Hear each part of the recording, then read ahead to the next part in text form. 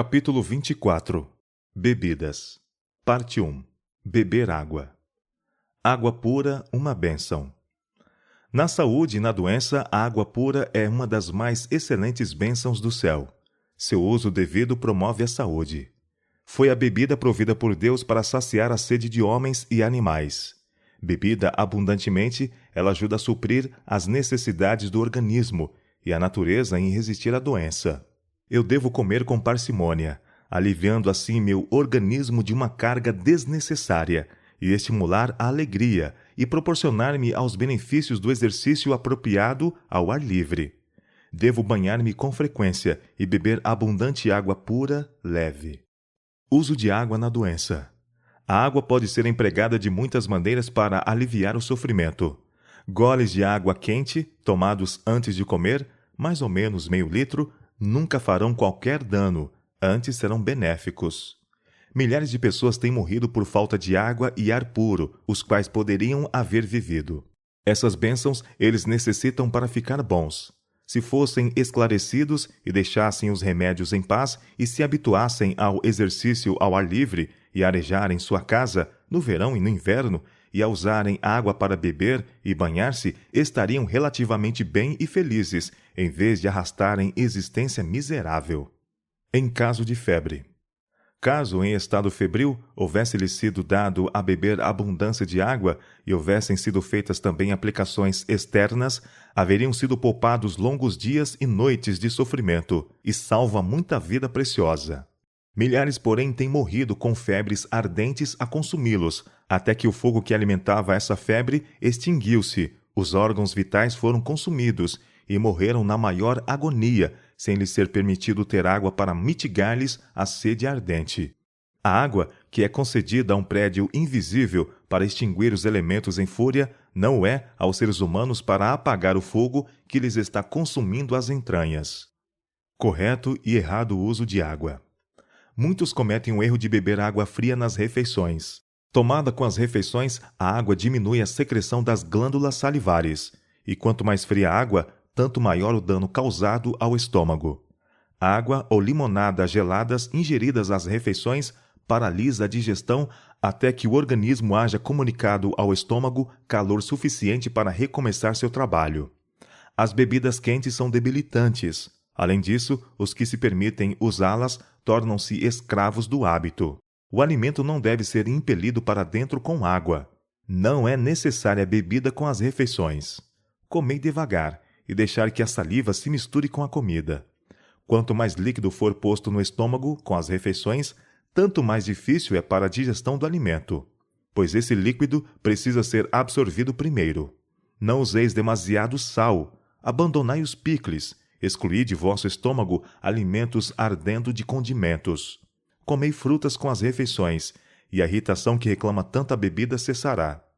Se, porém, alguma coisa é necessária para extinguir a sede, água pura, tomada pouco tempo antes ou depois da refeição, é tudo quanto a natureza requer. Nunca tomei chá, café, cerveja, vinho ou qualquer bebida alcoólica. Água, eis o melhor líquido possível para limpar os tecidos. Parte 2. Chá e café. Os efeitos estimulantes do chá e do café. O regime alimentar estimulante e a bebida de nossos dias não são conducentes ao melhor estado de saúde. Chá, café e fumo são todos estimulantes e contêm venenos. Não são somente desnecessários, mas nocivos e devem ser rejeitados, caso queiramos acrescentar ao conhecimento temperança. O chá é venenoso para o organismo. Os cristãos devem deixá-lo em paz. A influência do café é até certo ponto a mesma do chá, mas o efeito sobre o organismo é ainda pior. Sua influência é excitante e justo na medida em que ele eleva acima do normal, exaure e ocasiona depressão abaixo do normal também. Os bebedores de chá e de café apresentam no rosto os seus vestígios. A pele torna-se pálida, tomando um aspecto sem vida. Não se lhes vê no semblante o brilho da saúde. Doenças de toda espécie e tipo têm sido trazidas sobre os seres humanos pelo uso de chá e café e os narcóticos, ópio e fumo. Essas condescendências prejudiciais devem ser abandonadas. Não apenas uma, mas todas. pois todas são danosas e destruidoras das faculdades físicas, mentais e morais, devendo, do ponto de vista da saúde, ser abandonadas. Nunca tomeis chá, café, cerveja, vinho ou quaisquer bebidas alcoólicas. Água, eis o melhor líquido possível para limpar os tecidos. Chá, café e fumo, bem como as bebidas alcoólicas, acham-se em graus diversos na escala dos estimulantes artificiais. O efeito do chá e do café, segundo tem sido mostrado até aqui, tende para a mesma direção do vinho e da cidra, do licor e do fumo. O café é uma satisfação nociva. Estimula temporariamente o cérebro a uma ação desnecessária, mas o efeito posterior é exaustão, prostração, paralisia das faculdades mentais, morais e físicas. A mente fica enfraquecida e, a menos que, mediante esforço determinado, seja o hábito vencido, a atividade do cérebro é permanentemente diminuída. Todos esses irritantes dos nervos estão minando as forças vitais e o desassossego causado por nervos estragados, a impaciência, a fraqueza mental, tornam-se elementos contendores, antagônicos ao progresso espiritual. Não devem, então, os que advogam a temperança e a reforma estar alerta para neutralizar os males dessas bebidas prejudiciais? Em alguns casos é tão difícil romper o hábito do chá e do café como é para ébrios abandonar o uso da bebida. O dinheiro gasto com chá e café é mais que desperdiçado. Eles só causam dano aos que os usam, e isto continuamente. Os que usam chá, café, ópio e álcool podem, às vezes, viver até a avançada idade. Isto, porém, não é argumento em favor do uso desses estimulantes, que poderiam haver realizado, mas deixaram de fazê-lo por causa de seus hábitos intemperantes, só o grande dia de Deus revelará.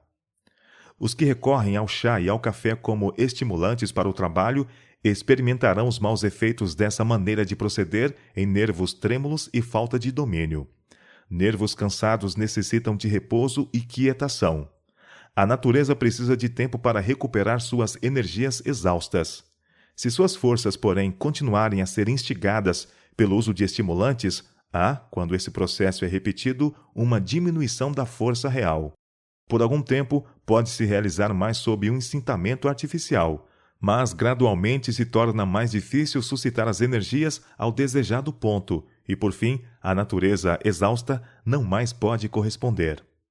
Os efeitos nocivos atribuídos a outras causas.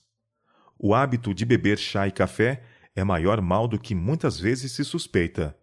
Muitos que se habituaram ao uso de bebidas estimulantes sofrem de dor de cabeça e prostração nervosa e perdem muito tempo em consequência de enfermidades. Imaginam que não pode viver sem um estímulo e ignoram seus efeitos sobre a saúde. O que as torna mais perigosas é que seus maus efeitos são frequentemente atribuídos a outras causas. Efeitos na mente e na moral.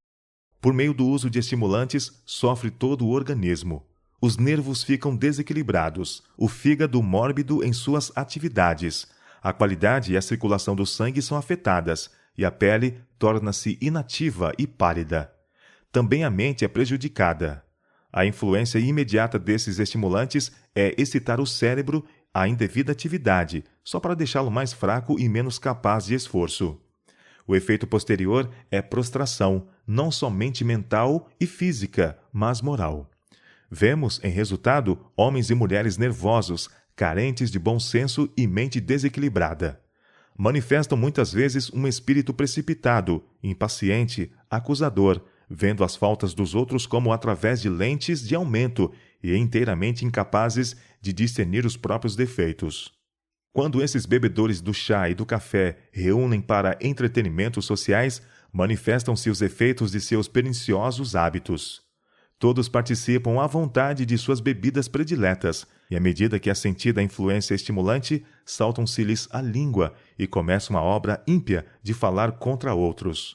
Suas palavras não são poucas ou bem escolhidas. São passados ao redor os petiscos da maledicência, muitas vezes o próprio veneno do escândalo.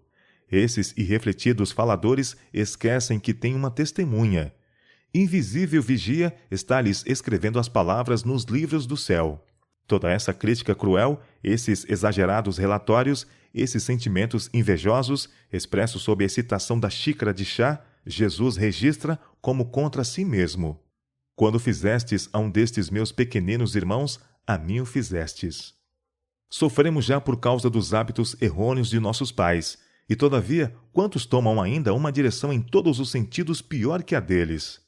Ópio, chá, café, fumo e bebida estão extinguindo rapidamente a fagulha da vitalidade que ainda resta na raça.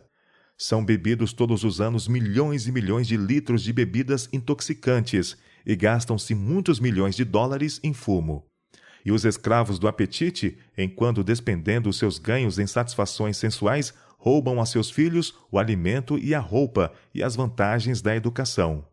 Jamais poderá haver um justo estado social enquanto existirem tais males. Cria excitação nervosa, não força. Sois altamente nervoso e excitável. O chá tem o efeito de excitar os nervos, e o café obscurece o cérebro. Ambos são altamente nocivos. Deveis ter cuidado em vosso regime. Comei os alimentos mais saudáveis, nutritivos, e mantende-vos em calmo estado de mente, de modo a não vos excitar e precipitar-vos na paixão. O chá atua como estimulante, e até certo grau produz intoxicação. A ação do café e de muitas outras bebidas populares é idêntica. O primeiro efeito é estimulante. São excitados os nervos do estômago. Estes comunicam irritação ao cérebro, o qual, por sua vez, desperta para transmitir aumento de atividade ao coração e uma fugaz energia a todo o organismo. Esquece-se a fadiga, parece aumentar a força, desperta o intelecto, torna-se mais viva a imaginação.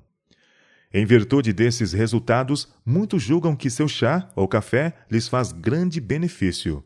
Mas é um engano. Chá e café não nutrem o organismo. Seu efeito produz-se antes de haver tempo para ser digerido ou assimilado, e o que parece força não passa de excitação nervosa.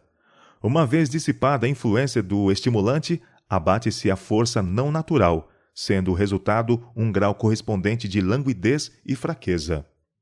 O uso contínuo desses irritantes nervosos é seguido de dores de cabeça, insônia, palpitação, indigestão, tremores e muitos outros males, pois eles gastam a força vital. Os nervos fatigados necessitam repouso e quietação em lugar de estimulantes e superatividade. A natureza necessita de tempo para recuperar as exaustas energias.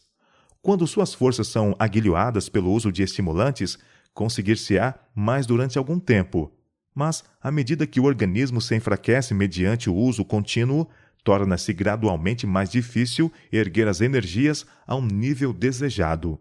A exigência de estimulantes se torna cada vez mais difícil de controlar, até que a vontade é vencida, parecendo não haver poder capaz de negar a satisfação do forte apetite contrário à natureza. São reclamados estimulantes mais fortes e ainda mais fortes, até que a natureza exausta já não pode corresponder. Não tem valor alimentício. A saúde de modo algum é melhorada pelo uso desses artigos que estimulam temporariamente, mas depois causam uma reação que deixa o organismo mais abatido que antes. Chá e café excitam por algum tempo as energias debilitadas, mas passada sua influência imediata, resultam uma sensação de depressão. Essas bebidas não têm absolutamente nenhum alimento em si mesmas. O leite e açúcar que contém constituem todo o alimento proporcionado por uma xícara de chá ou café. Percepção espiritual embotada.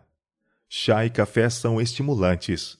Seus efeitos são semelhantes aos do fumo, mas afetam em grau menor. Os que usam estes venenos lentos, como os fumantes, pensam não poder passar sem eles, porque se sentem muito mal quando não têm esses ídolos.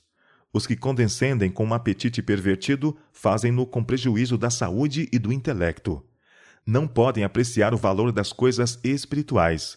Suas sensibilidades são embotadas, e o pecado não se lhes afigura muito maligno, e não consideram a verdade de maior valor do que tesouros terrestres. Tomar chá e café é pecado, com descendência prejudicial que, como outros males, causa dano à alma. Esses diletos ídolos criam excitação, ação mórbida do sistema nervoso, e depois que a influência imediata do estimulante passa, deixa abaixo do normal, na mesma proporção em que suas propriedades estimulantes elevaram acima do normal. Aqueles que usam fumo, chá e café devem pôr de lado esses ídolos e porem esse gasto no tesouro do Senhor. Alguns nunca fizeram sacrifício pela causa de Deus e estão adormecidos quanto ao que o Senhor deles requer. Alguns dentre os mais pobres terão a maior luta para renunciar a esses estimulantes. Esse sacrifício individual não é exigido porque a causa de Deus esteja sofrendo por falta de meios. Mas cada coração será provado, cada caráter desenvolvido. É por princípio que deve agir o povo de Deus.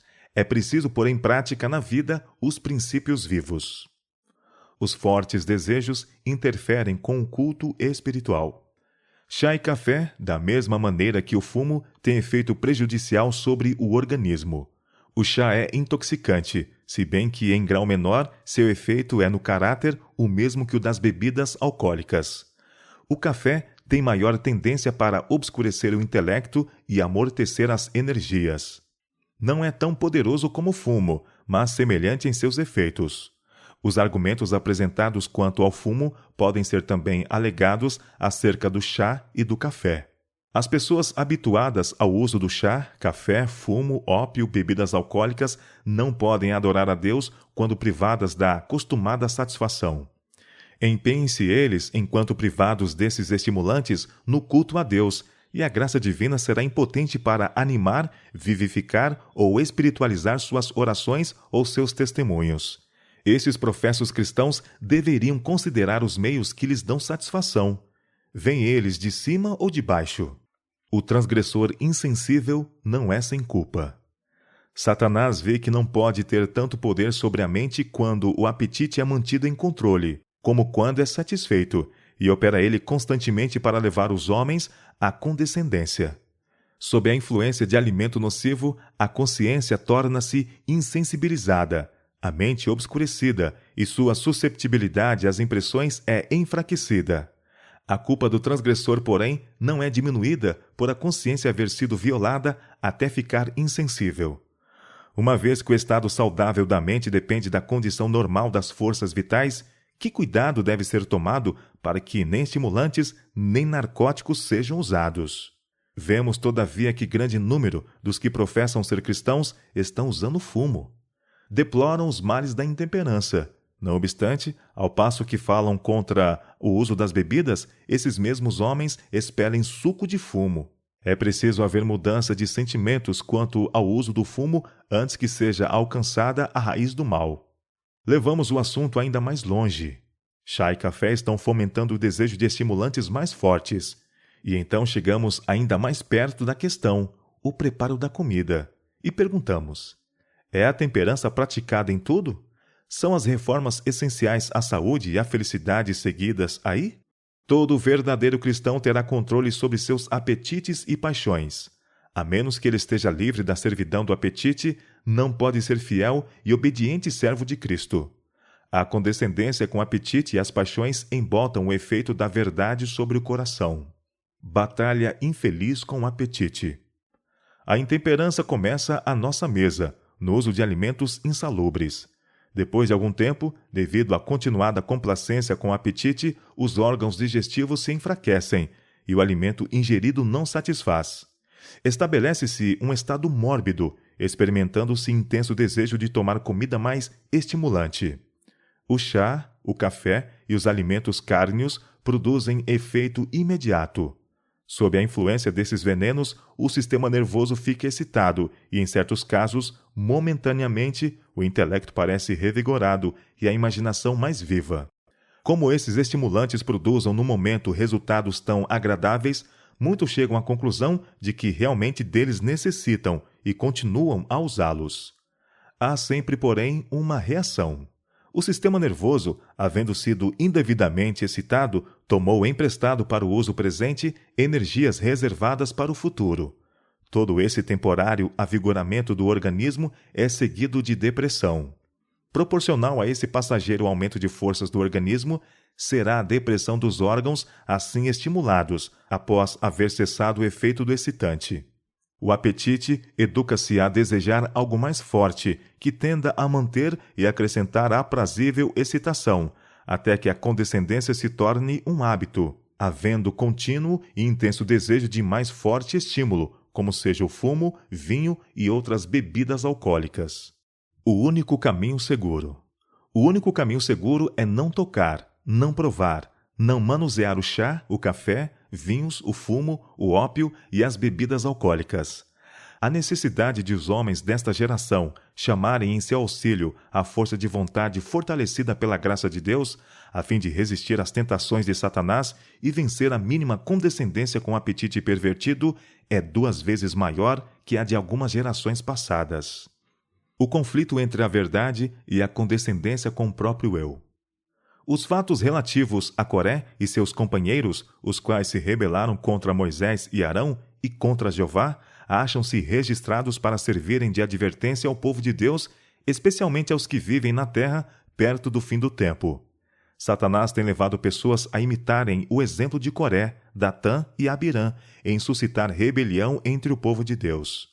Os que se permitem levantar-se em oposição ao claro testemunho enganam-se a si mesmos e têm realmente pensado que aqueles sobre os quais Deus colocou o encargo de sua obra eram exaltados acima do povo de Deus e que seus conselhos e reprovações eram indesejados. Têm-se erguido em oposição ao franco testemunho que Deus queria que dessem em reprovação dos males existentes entre o povo de Deus. Os testemunhos apresentados contra as condescendências nocivas, como chá, café, rapé e fumo, têm irritado a certa classe, porque isso destruiria os seus ídolos. Muitos por algum tempo ficaram indecisos quanto a fazer completo sacrifício de todos esses artigos prejudiciais ou rejeitar o positivo testemunho apresentado, cedendo aos clamores do apetite. Assumiram uma posição indecisa. Houve um conflito entre as suas convicções quanto à verdade e suas condescendências consigo mesmos. Seu estado de indecisão tornou-os fracos e, em muitos casos, prevaleceu o apetite. Sua intuição das coisas sagradas perverteu-se pelo uso desses venenos lentos e, por fim, decidiram completamente, fossem quais fossem as consequências, não se negar a si mesmos.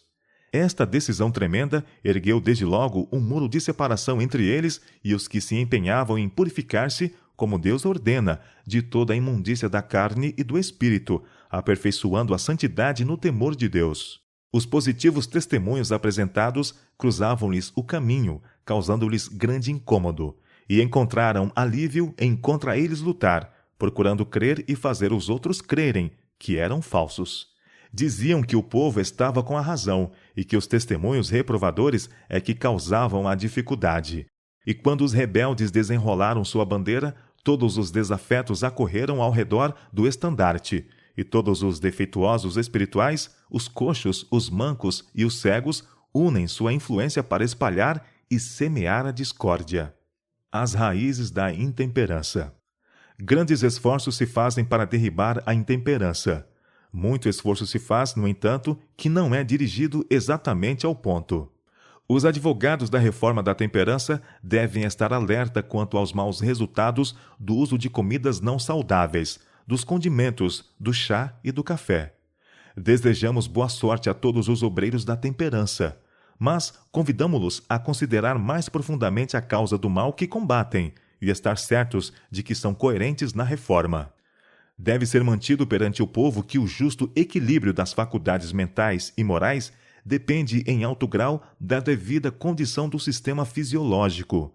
Todos os narcóticos e estimulantes não naturais que enfraquecem e degradam a natureza física tendem a baixar o tono do intelecto e da moral.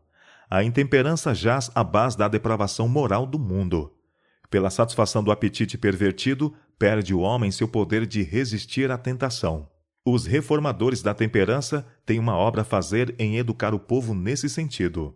Ensinar-lhes que a saúde, o caráter e a própria vida são postos em perigo pelo uso de estimulantes que excitam as exaustas energias a uma ação antinatural, espasmódica.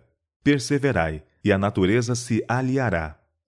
Quanto ao chá, ao café, fumo e bebidas alcoólicas, a única atitude segura é não tocar, não provar, não manusear. A tendência do chá, café e bebidas semelhantes é no mesmo sentido que as bebidas alcoólicas e o fumo, e em alguns casos o hábito é tão difícil de vencer como é para um bêbado o abandonar os intoxicantes. Os que tentam deixar esses estimulantes experimentarão por algum tempo sua falta e sofrerão sem eles. Com persistência, porém, vencerão forte desejo, e a falta deixará de se fazer sentir. A natureza talvez exija algum tempo até se recuperar do maltrato sofrido. Dai-lhe, no entanto, uma oportunidade, e ela se reanimará, realizando nobremente e bem a sua tarefa. Satanás está corrompendo a mente e destruindo a alma mediante suas tentações sutis. Verá nosso povo e sentirá o pecado da condescendência com apetite pervertido? Abandonarão eles o chá, o café, a carne e toda comida estimulante e consagrará os meios despendidos com essas satisfações nocivas à propagação da verdade? Que poder poderá ter o adepto do fumo para deter o progresso da intemperança? Importa haver uma revolução em nosso mundo quanto ao assunto do fumo antes de o machado ser posto à raiz da árvore. Levamos a questão ainda mais longe. O chá e o café estão fomentando o apetite que se está desenvolvendo em torno de estimulantes mais fortes, como fumo e bebidas alcoólicas. No que respeita ao alimento cárneo, podemos todos dizer: deixemo-lo em paz. E todos devem dar claro testemunho contra chá e café, não os usando nunca. São narcóticos, juntamente nocivos ao cérebro e aos outros órgãos do corpo. Renunciem os membros de nossa igreja a todo desejo egoísta em matéria de alimento. Todo o dinheiro gasto em chá, café e carne é mais que desperdiçado, pois essas coisas impedem o melhor desenvolvimento das faculdades físicas, mentais e espirituais. Uma sugestão de Satanás. Pensam alguns que não se podem reformar, que sacrificariam a saúde se tentassem deixar o uso do chá, do fumo e dos alimentos cárneos. Isto é sugestão de Satanás. São esses nocivos estimulantes que estão a minar a constituição e preparando o organismo para doenças agudas por desequilibrarem o fino maquinismo da natureza e derribarem-lhe as fortificações erigidas contra a doença e decadência prematura. O uso de estimulantes não naturais é destrutivo para a saúde e tem sobre o cérebro influência obscurecedora, tornando-lhe impossível apreciar as coisas eternas. Os que acariciam esses ídolos não podem avaliar devidamente a salvação operada por Cristo em seu proveito, mediante uma vida de abnegação, contínuo sofrimento e vitupério, dando afinal a própria vida, vida impecável, para salvar da morte o homem a perecer. Parte 3. Sucedâneos do chá e café. Nem chá nem café devem ser servidos. Cereal torrado, feito da melhor maneira possível, deve ser servido em lugar dessas bebidas destruidoras da saúde. Sob certas circunstâncias, talvez algumas pessoas tenham necessidade de uma terceira refeição. Esta, porém, se é que deve mesmo ser tomada, deve ser muito leve e de comida de fácil digestão. Bolachas de sal, ou pão torrado e fruta, ou bebida de cereal, eis os alimentos mais próprios para a refeição da noite. Uso um pouco de leite fervido com meu simples café feito em casa. Uso imoderado de bebidas quentes e nocivas. Não são exigidas bebidas quentes, a não ser como remédio. O estômago é grandemente prejudicado por grande quantidade de comidas e bebidas quentes. Dessa maneira, a garganta e os órgãos digestivos, e mediante eles os outros órgãos do corpo, são enfraquecidos. Parte 4. Sidra. Vivemos em uma época de intemperança, e prover para o apetite do bebedor de sidra é uma ofensa a Deus. Juntamente com outros, empenhastes-vos nesse trabalho por não haver seguido a luz. Houvesseis vós permanecido na luz e não haveríeis, não podereis haver feito isto. Cada um de vós que tivestes parte nesse trabalho há de vir sob a condenação de Deus, a menos que façais inteira mudança em vosso negócio. Necessitais ser sinceros. Necessitais ser sinceros. Precisais começar imediatamente a obra para purificar vossa alma da condenação.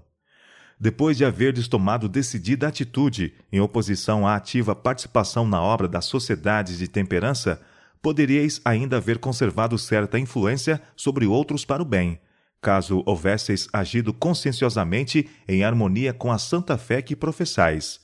Mas, empenhando-vos na manufatura da sidra, prejudicastes muito vossa influência, e o que é pior, trouxestes opróbrio à verdade, e vossa própria alma foi prejudicada. Tendes estado a construir uma barreira entre vós e a causa da temperança. Vossa conduta levou incrédulos a pôr em dúvida os vossos princípios.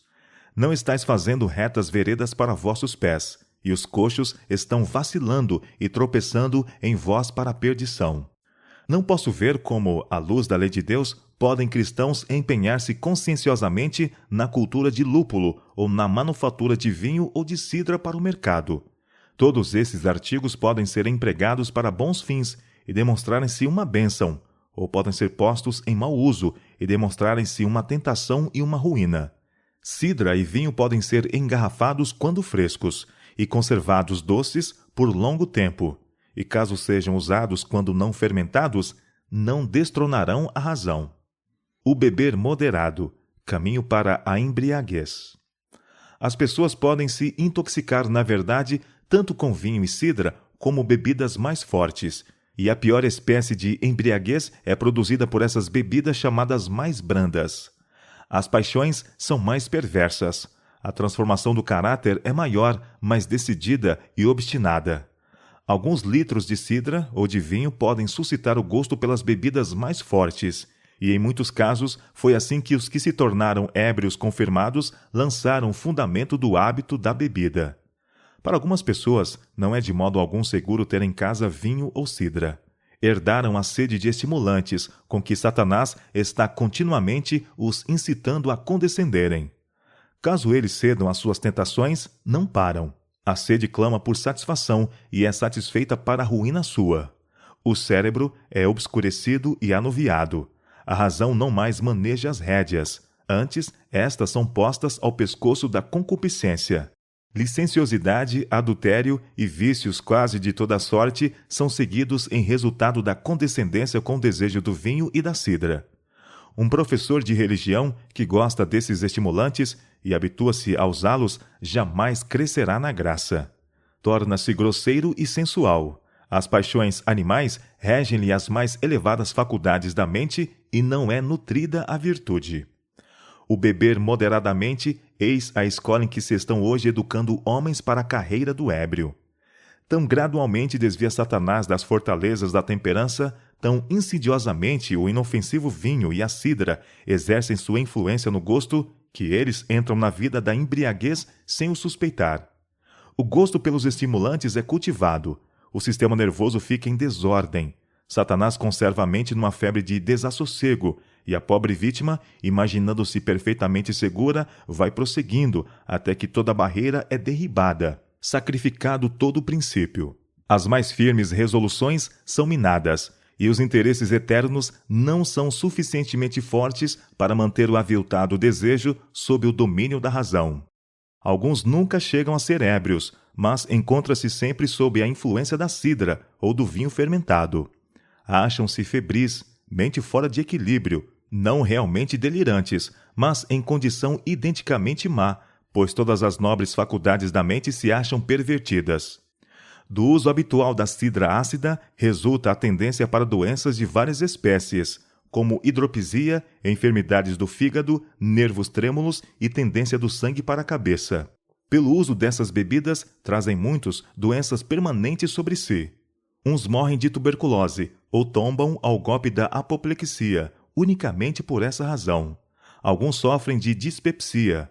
Toda a função vital é adormecida, e os médicos lhes dizem que sofrem do fígado, quando se eles arrebentassem o barril de cidra, não substituindo nunca mais, suas maltratadas forças vitais recuperariam o primitivo vigor. O beber cidra conduz às bebidas mais fortes. O estômago perde o natural vigor, e é necessário alguma coisa mais forte para o excitar à ação. Vemos o poder que tem a sede de bebida forte sobre os homens. Vemos quantos, pessoas de todas as profissões e de sérias responsabilidades, homens de posições elevadas e privilegiados talentos, de grandes consecuções, de finas sensibilidades, nervos fortes e boas faculdades de raciocínio, sacrificam tudo pela satisfação do apetite, até que são reduzidos ao nível dos animais. E em muitos casos, sua direção decadente começou com o uso do vinho ou da cidra. Nosso exemplo deve estar do lado da reforma. Quando homens e mulheres inteligentes, professos cristãos, alegam que não há dano em fazer vinho ou cidra para o mercado, porque, quando não fermentado, eles não intoxicam, meu coração se entristece.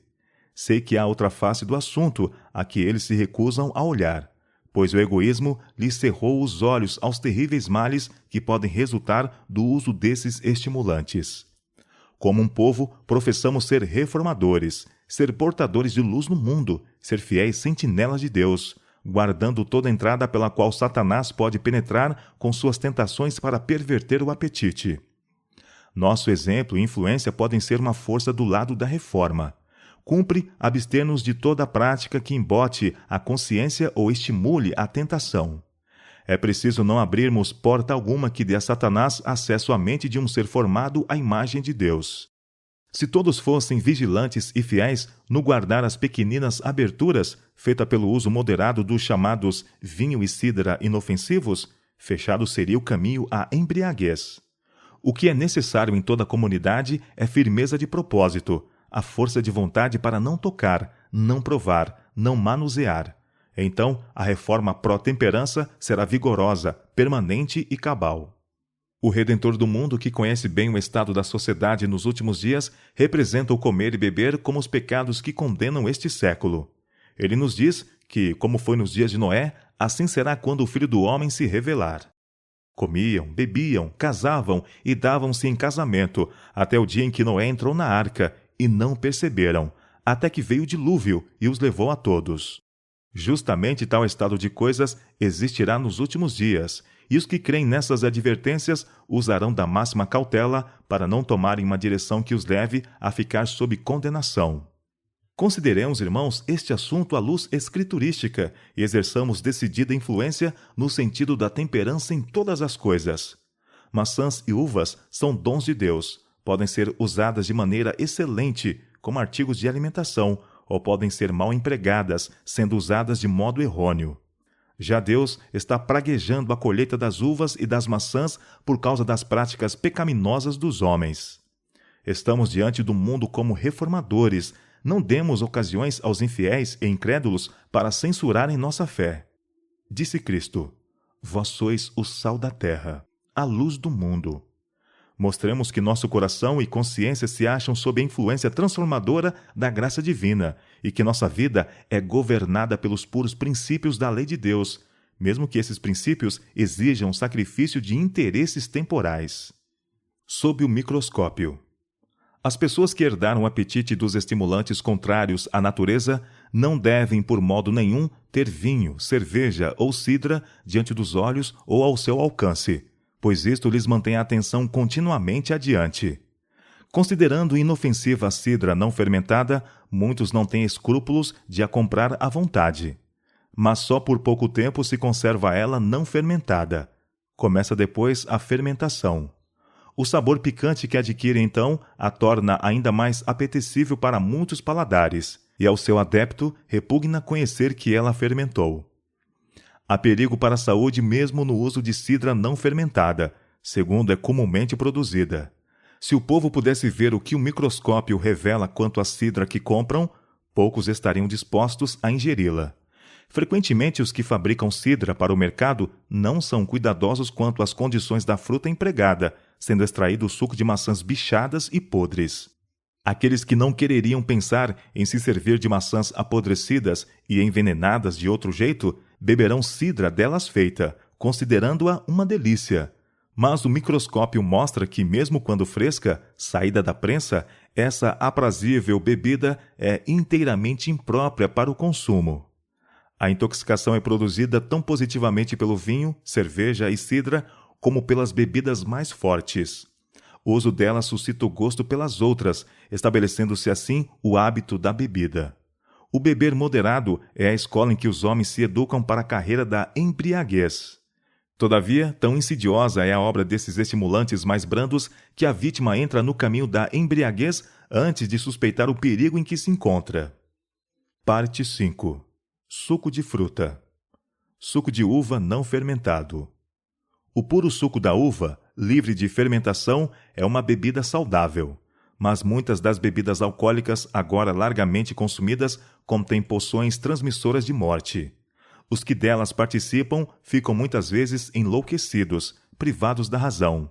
Sob sua influência mortífera, cometem os homens crimes de violência e muitas vezes de homicídio. Benefício à saúde. Fazei das frutas o artigo de dieta a ser posto em vossa mesa, o qual constituirá o cardápio. O suco de frutas com pão será altamente saboreado. A fruta boa, madura, não passada, é uma coisa por que devemos dar graças ao Senhor, pois é benéfica à saúde.